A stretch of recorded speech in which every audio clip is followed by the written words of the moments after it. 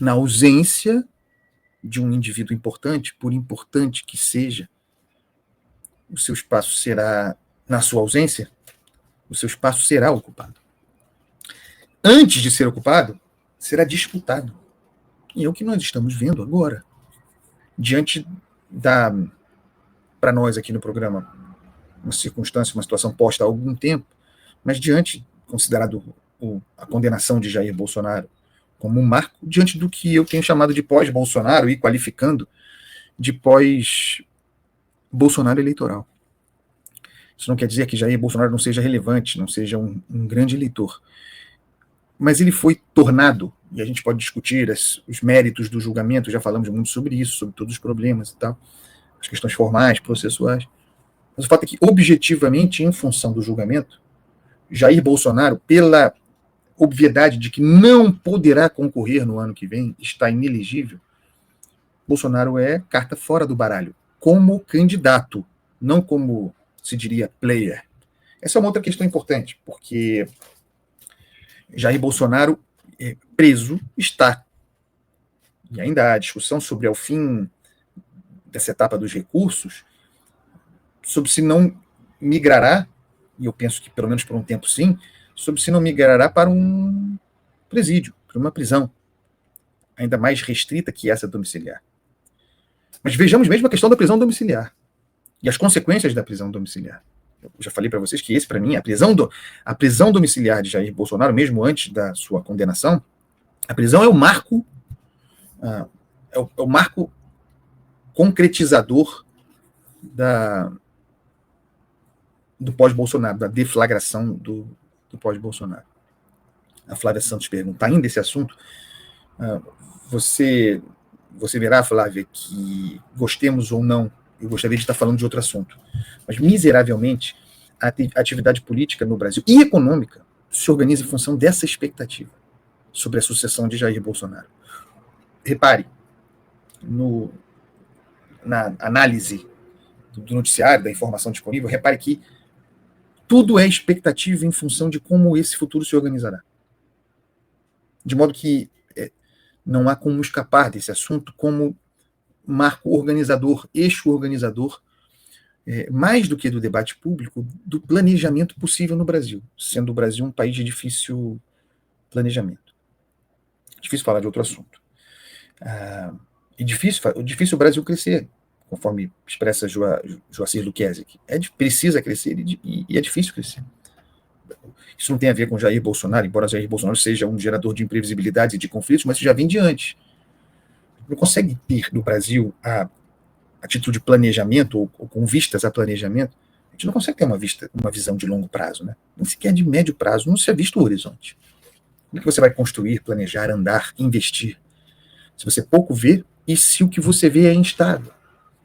Essa é uma questão. O Ronaldo Passelli diz, precisamos trocar de assunto, precisamos imensamente. Mas o meu papel aqui não é criar assuntos. O papel deste programa não é inventar.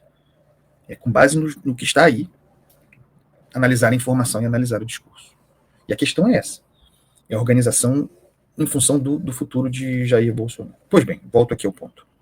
O ponto é o da fila que anda. É a imposição do mundo real e é cruel. Todos, inclusive os bolsonaristas, porque Tarcísio também é um bolsonarista, inclusive o bolsonarismo eduardista, o bolsonarismo puro sangue, digamos assim, o bolsonarismo da família, mesmo esse, inevitavelmente, se organiza em função da ausência de Jair Bolsonaro.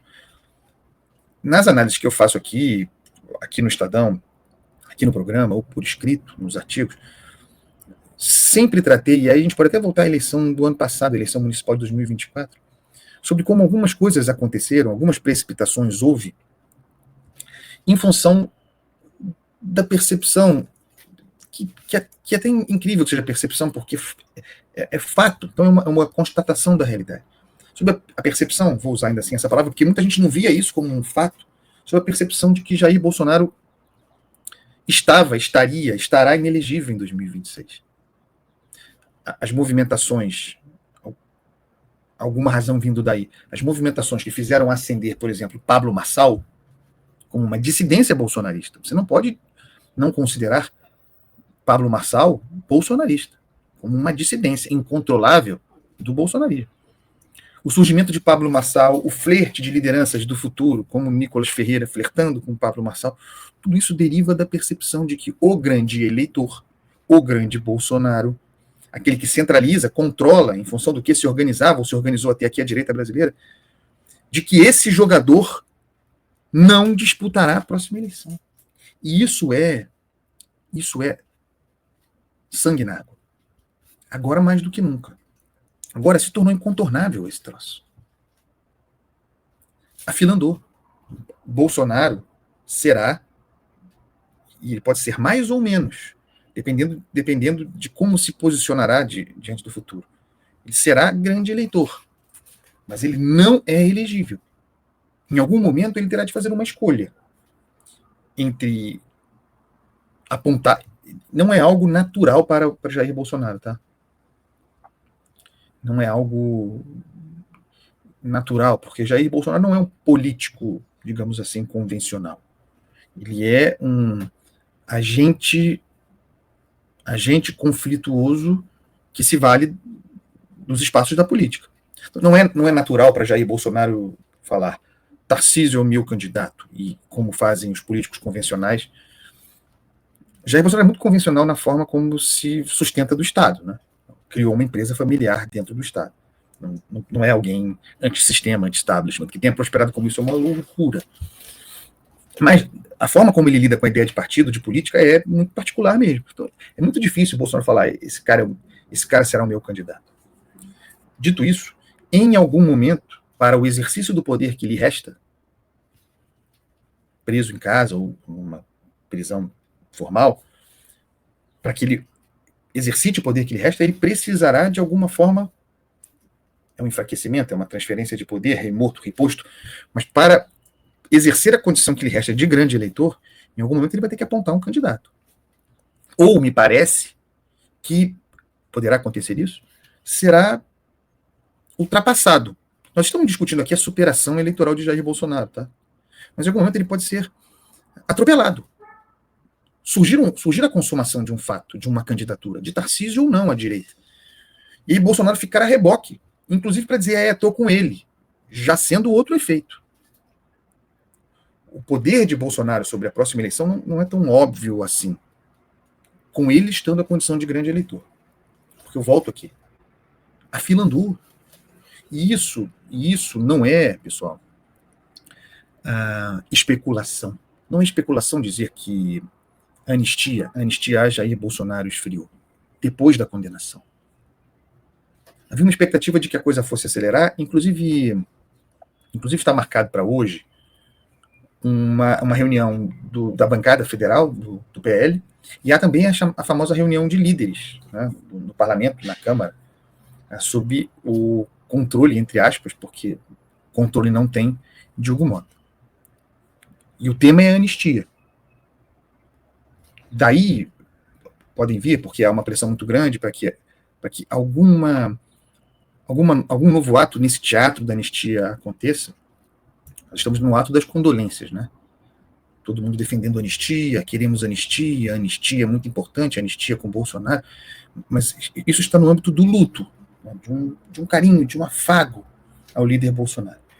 De prática mesmo, não temos projeto. Esse é o nosso projeto, não temos. Alguém dirá, não, tem projeto sim e tal. A coisa está frouxa. Não tem relator apontado, é uma inexistência a anistia. Dessa reunião de hoje poderia sair, não me surpreenderia, para esquentar um pouco esse esfriamento, porque esquenta e esfria, né? Para esquentar um pouco esse esfriamento, poderia sair uma nova obstrução. Obstrução não é...